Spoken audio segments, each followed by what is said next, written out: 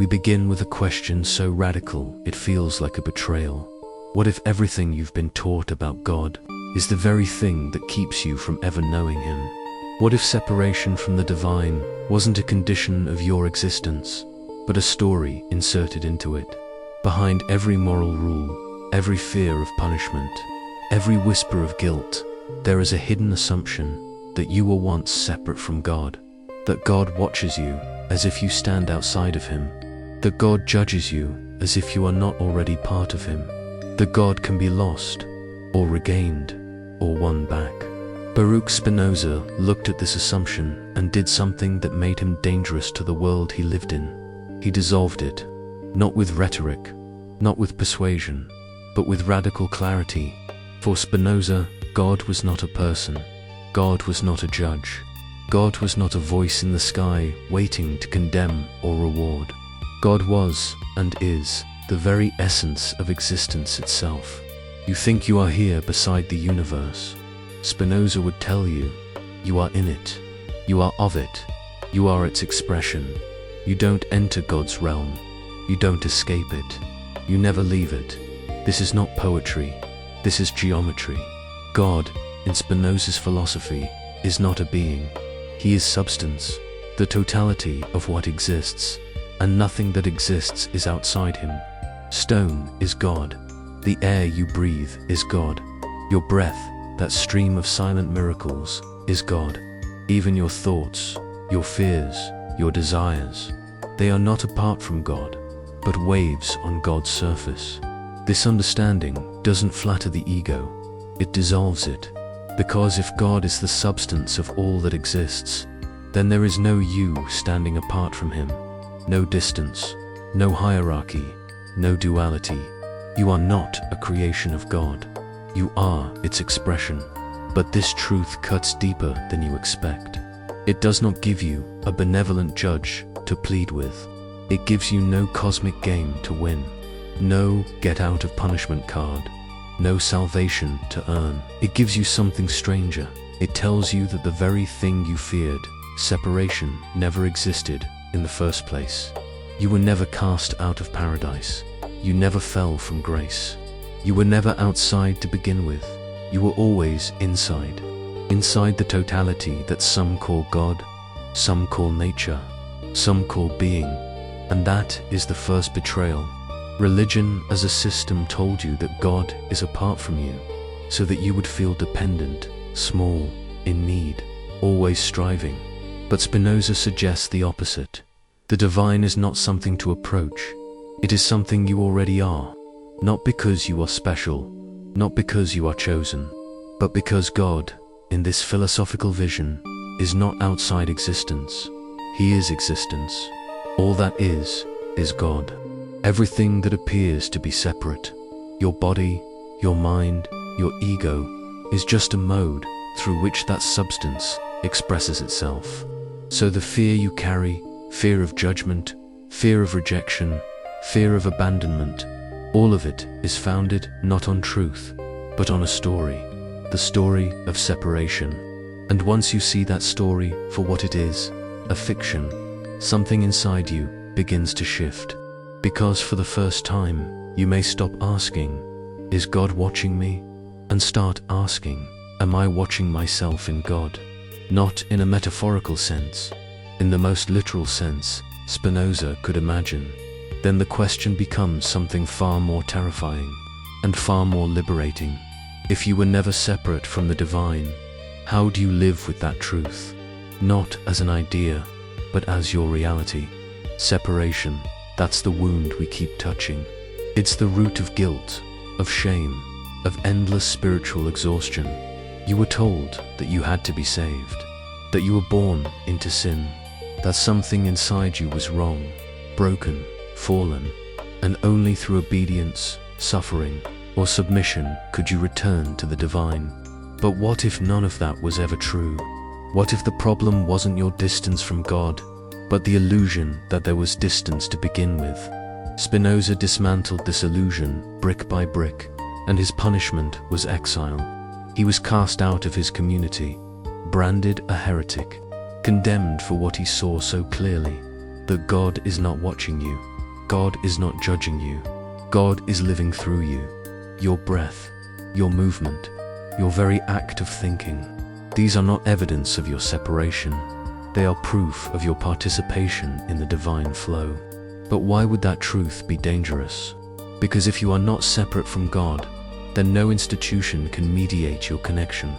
No priest, no ritual, no sacred text can own the truth. And if God is not a person, not a ruler, not a being up there, but the very law of existence, then fear loses its grip. Control loses its edge. Spinoza's God does not command, he expresses. And in that expression, there is no morality in the traditional sense, no reward or punishment, no good or evil written in stone. There is only understanding, or the lack of it. Ignorance is not sin. It is simply blindness. And wisdom, real wisdom, is not obedience to a lawgiver, but alignment with the natural order of the universe. So when you feel pain, disconnection, suffering, it is not because you've offended a divine judge. It is because you are misaligned with the truth of what you are. And what are you? Not a sinner, not a puppet, not a beggar at the gates of heaven, but a mode, a ripple of the one infinite substance, a movement of the divine, misunderstood only because you've been told to fear yourself. Ask yourself now, what happens when you stop searching for a God out there and begin to notice the God that has always moved within you? What happens when you stop asking for salvation and start reclaiming your belonging? These are not safe questions.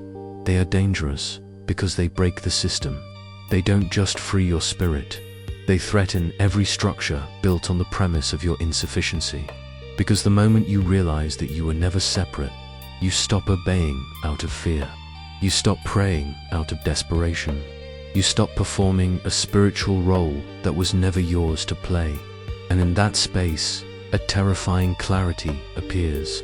You are not who they told you you are. You are not lost. You are not in exile. You were always home. You just forgot how to see it. The illusion of separation is powerful because it makes you long for something that was never missing. And that longing, that ache, that desperate search for reconnection, it is not a sign of your brokenness. It is the echo of a truth trying to rise again. So let me ask you, if you stopped believing you were separate from God, who would you become? Would you still hide? Would you still beg? Would you still perform your pain as proof of your devotion? Or would you finally begin to live, not as one seeking the divine, but as one embodying it? That's the question Spinoza left us with. And it's a question we can no longer ignore. Let's be honest, the God most people pray to looks a lot like a king. He's high above, he makes rules, he rewards the loyal and punishes the disobedient. He sees all, judges all, and demands worship in return for love. But what if this God is not the creator of the universe, but a creation of fear? Spinoza rejected this tyrant in the sky, not because he was an atheist, but because he refused to worship a lie. He saw that we had confused the infinite with the image of ourselves, that we had taken our kings, our fathers, our judges, and projected them into the heavens, calling it divinity.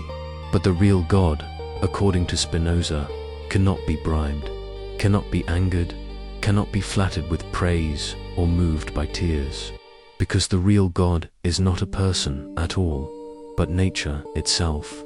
Not the trees or the rivers, but the order, the logic, the oneness behind all things. To know God is not to believe in a myth. It is to understand reality clearly, deeply, without illusion. But here's the tragedy. Most people don't want truth. They want comfort. They want a God who loves their tribe, blesses their choices, and damns their enemies. They want a divine parent to forgive their sins and promise a reward.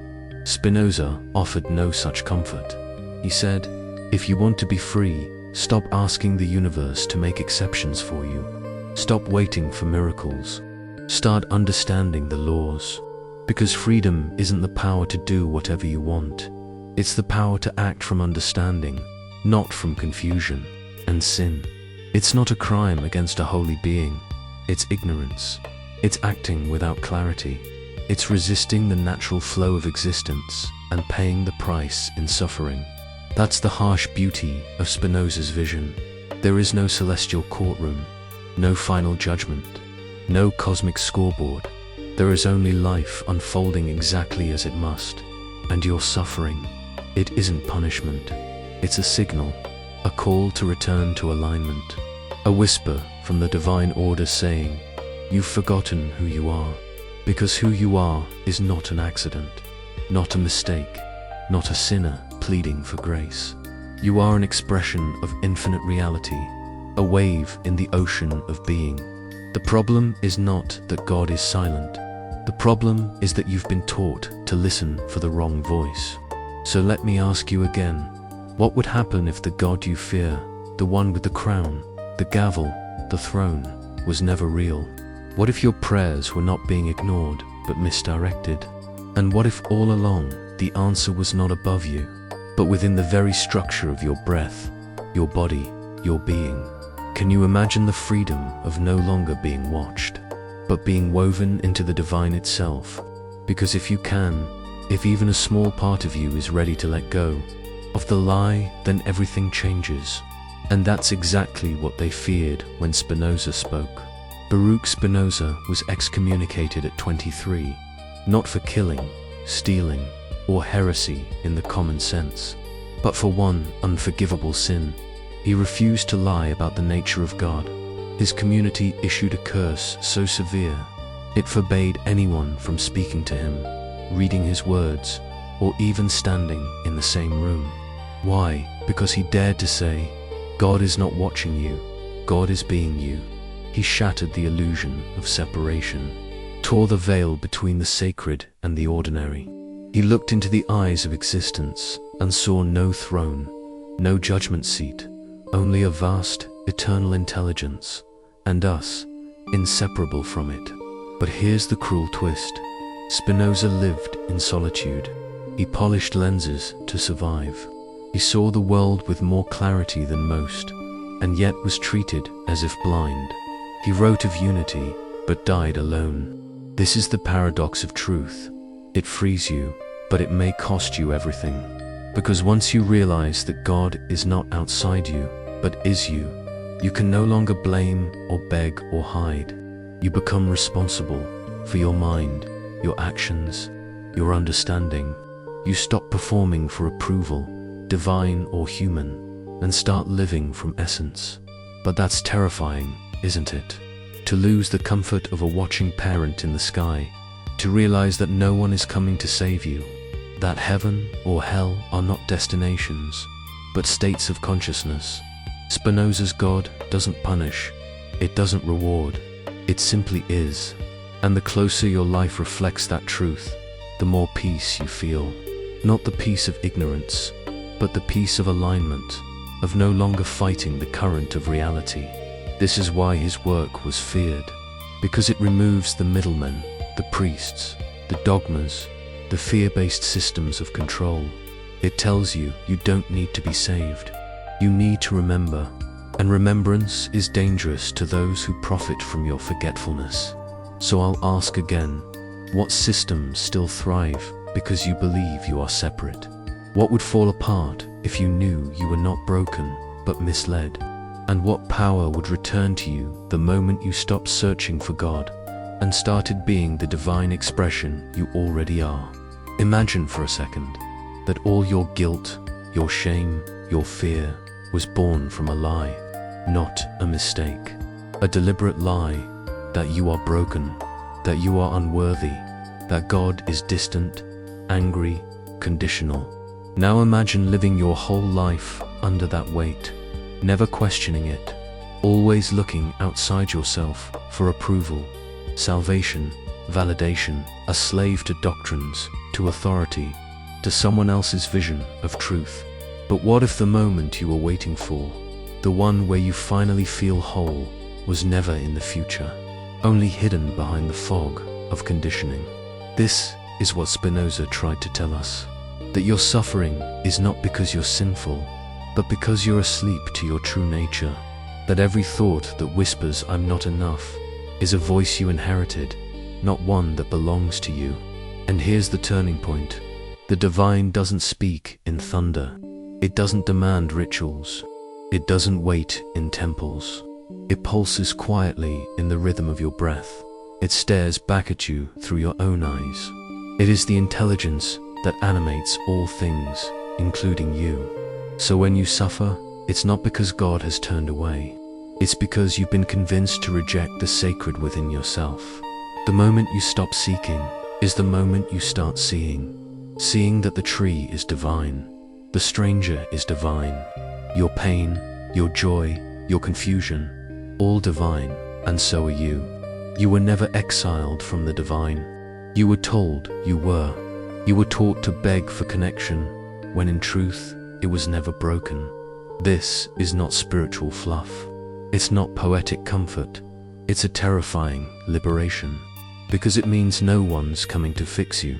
But it also means you were never broken. Now, can you handle that kind of freedom? Can you live without the illusion of divine hierarchy? Can you trust yourself enough to stop searching and simply remember that the sacred you've been longing for has been you all along? So I leave you with this. What would your life look like if you stopped asking to be saved and started acting as someone who is never lost?